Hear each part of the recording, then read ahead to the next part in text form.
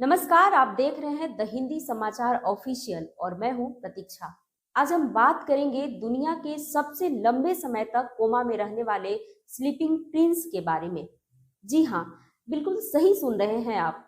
Saudi अरब का एक ऐसा राजकुमार जो एक बार कोमा में जाने के बाद कभी जागा ही नहीं। स्लीपिंग प्रिंस यानी अल वलीद का जन्म अप्रैल 1990 में हुआ था। वे सऊदी राजघराने के सदस्य और प्रसिद्ध शाही कबीले बिन तलाल शाखा के वंशज थे। वर्तमान के अरबपति राजकुमार अल वलीद बिन तलाल के भतीजे और राजा अब्दुल अजीज के परपोते थे। आखिरकार बीते 19 जुलाई को 20 वर्षों तक कोमा में रहने के बाद उनकी सांसें थम गई। आखिर हुआ क्या था? कैसे प्रिंस कोमा में पहुंचे? आइए जानते हैं। दरअसल साल 2005 में लंदन की सड़क पर एक हाई स्पीड कार का एक्सीडेंट होता है। कार में पीछे बैठा व्यक्ति 15 वर्षीय राजकुमार अल वलीद गंभीर रूप से घायल हो जाता है। इस एक्सीडेंट में उन्हें गंभीर ब्रेन इंजरी हुई, जिसमें उनका ब्रेन पूरी तरह से डेड हो गया था, जिसके कारण उन्हें डॉक्टर द्वारा परसिस्टेंट वेजिटेटिव स्टेट में डाल दिया गया। यानी डॉक्टर का कहना था कि वो कोमा में हैं और शायद कभी नहीं लौट पाएंगे। आज तकनीक की दुनिया में साइंस इतना आगे बढ़ गया है, फिर भी साइंस आखिर कहाँ फेल हुआ? दरअसल डॉक्टरों का कहना था कि उनका मस्तिष्क इतनी बुरी तरह क्षतिग्रस्त हुआ था कि न्यूरॉन्स ने सिग्नल भेजना बंद कर दिया।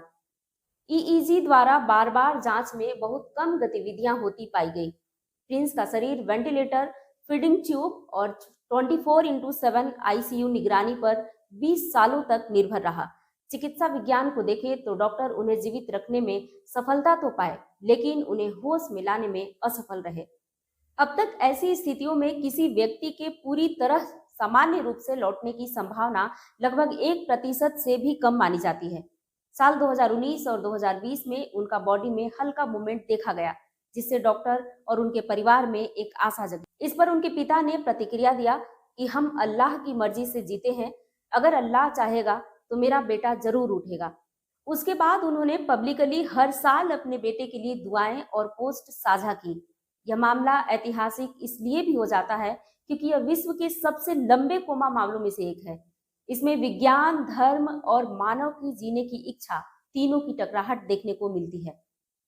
यह आज भी एंड ऑफ लाइफ, एथिक्स, इथोनेसिया और लाइफ सपोर्ट सिस्टम पर एक नैतिक बहस खड़ा करता है। क्या जीवन को सिर्फ दिल की धड़कन से मापा जाए? क्या धर्म के कारण जीवन समर्थन पर मरीज को 20 साल तक कोमा में रखना सही था? इस मुद्दे पर आप क्या सोचते हैं? हमारे साथ जरूर साझा करें। देखते रहें द हिंदी समाचार ऑफिशियल। धन्यवाद।